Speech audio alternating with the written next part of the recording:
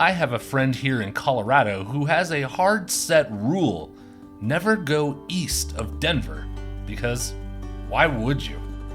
And I kind of see what they're saying. Once you get past a possessed statue and our weird conspiracy theory airport, it does get pretty remote pretty fast. But if you're a birder, don't listen to that rule. One of the best birding spots in the entire country is not only east of Denver, but you're gonna have to go pretty far north too. But it's worth it, and I'm gonna show you why. We're headed to the Pawnee National Grasslands, where you can find birds that you can't find anywhere else. Let's go explore it and see what we can find. As I mentioned, the Pawnee is about an hour 45 away northeast of Denver, but you won't have to deal with any traffic to get there. Well, if you're on birders hours, like we were that morning in May when my group went up there. I have not been up there in years, so I'm excited to get up there and hopefully make a video. We do have storms looming today though, so I'm not sure how long this outing is going to last. Looks like it could get pretty nasty up there with some big hail. Might be a throwback to the old storm chasing days. But we're going to head up here soon with the big group today with DFO. So, yeah, we'll get up there. Hopefully we can get some good stuff. Eventually the sun came up, and those storms I just mentioned were already looming off to our east. It did make some really cool early morning cloud formations though.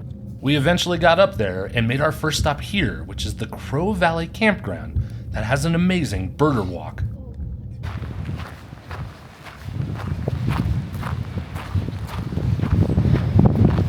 Well, it is windy and cold this morning. Generally not a good recipe for birding. Let's see.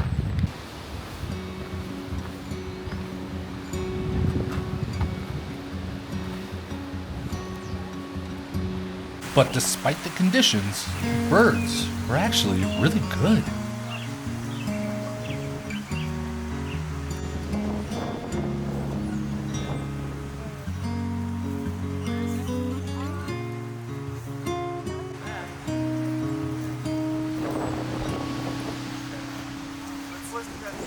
Even with the winds, this turkey vulture circled overhead with no issues.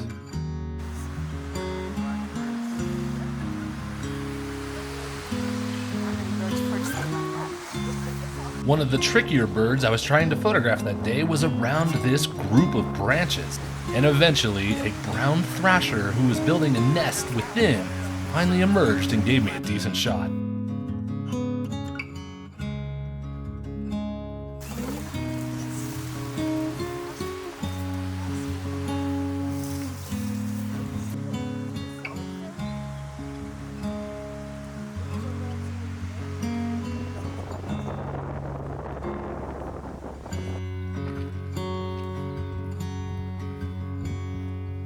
As we moved along, we finally found a colorful bird on the day in this western tanager.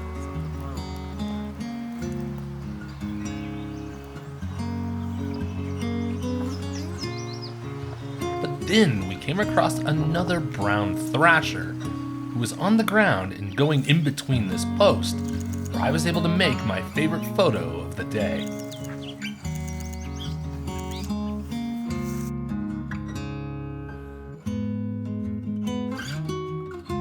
Now in that tree next to it, but it was pumping its tail. Which one would do that?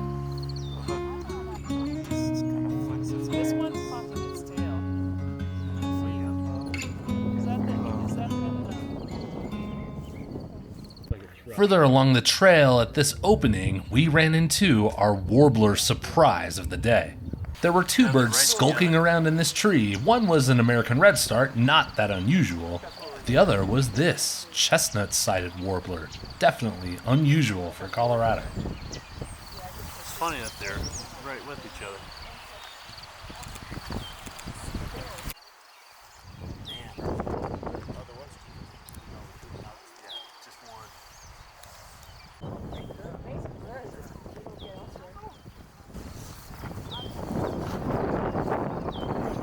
Good eyes on the waxwings. Thank you. Well, I was looking in that area and then they just showed up. Yeah. Red star. The red start? Okay. in the bottom of the Yeah, the bottom of the juniper. lot of movement in there. It's way too small.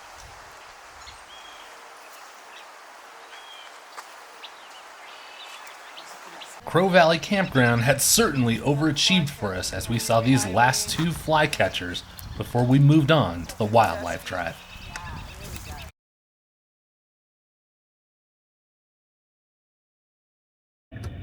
Soaring Raptor, right side, we can stop and take a look. The second half of our day was just down the road from the campground and is this 21-mile curated bird drive. Spread out over the 21-mile drive are 12 different stops just like this one. Each stop has signs that'll let you know what birds you can see. How useful. And while the trees at the campground gave us some protection from the wind, out here, there was no refuge. Fortunately, there were some brave birds out there, including this horned lark, who was going about his business, not even noticing the 40-mile-an-hour winds right over its head. At a later stop, even my good luck owl sticker on my car couldn't help overcome the winds. Burrowing owls are the specialty at this stop, and by the time I caught up to the group, the lone owl that was above ground had enough of the wind and went back under. And of course, we were still stopping when we were getting good looks, like at this brewer's sparrow.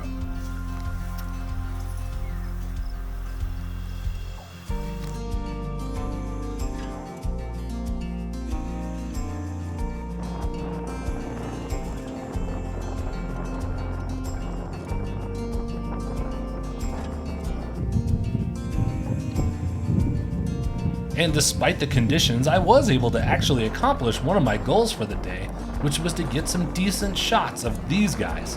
This is the lark bunting, also the official state bird of Colorado.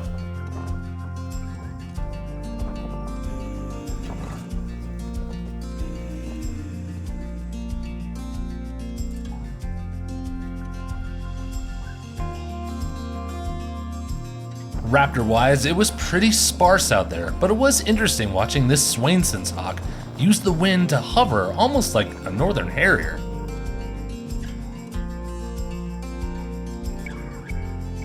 We made our final stop here, and not only myself, but everyone in the group was hoping to see one of these 2 species.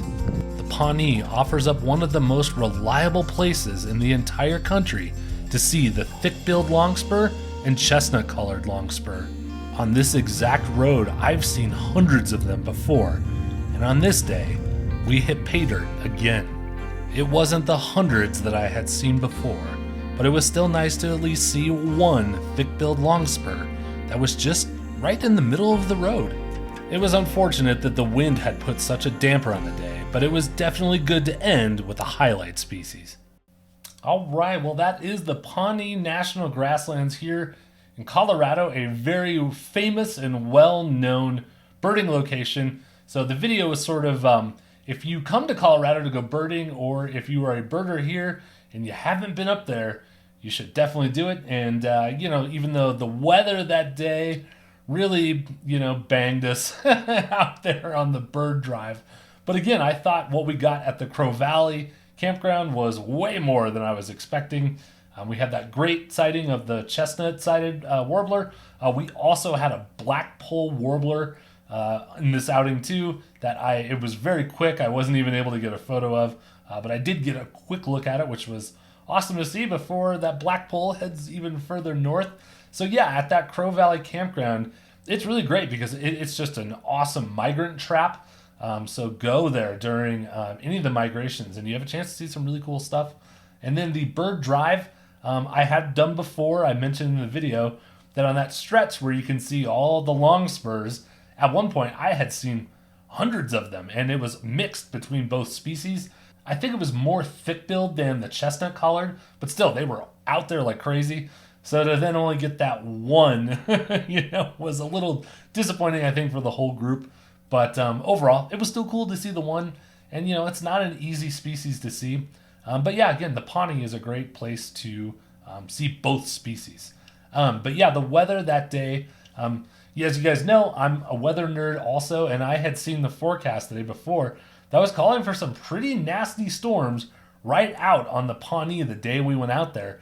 In fact, so much so, we almost canceled the entire trip the night before But then we decided, well, we'll head up there in the morning and we'll at least get to do the Crow Valley campground before storms come in. And then if it gets nasty, then we'll just call it a day.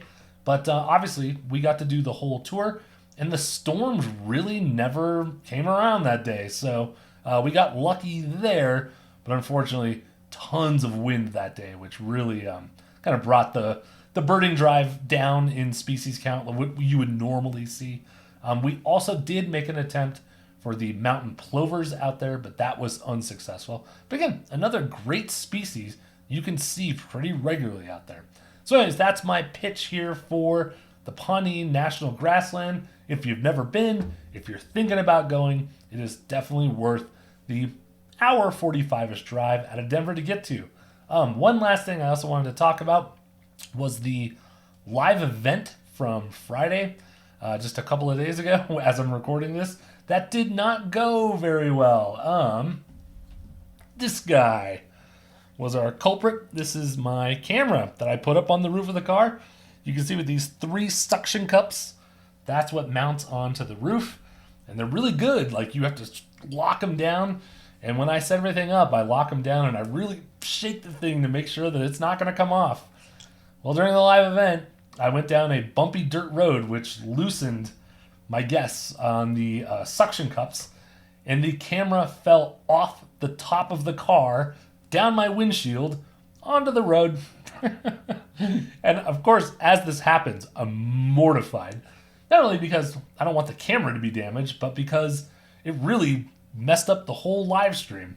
And I have a little tether that I tie to the tripod, or the suction cup like tripod mount thing, into my roof rail, so that in case something bad happened like that, the camera should at least not fall off the car.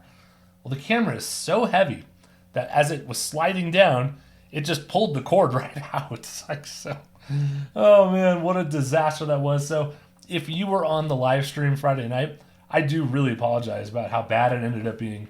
And a lot of people were like, don't worry about it. And I'm not that worried about it, but it really bummed me out, because when I do these things, I just think it's this cool idea, and I've got a really high bar in my head of what I think it could be. And when I don't achieve that, or when I spectacularly fail, it's tough on me. So anyways, we will be back with a live event again at some point later this summer.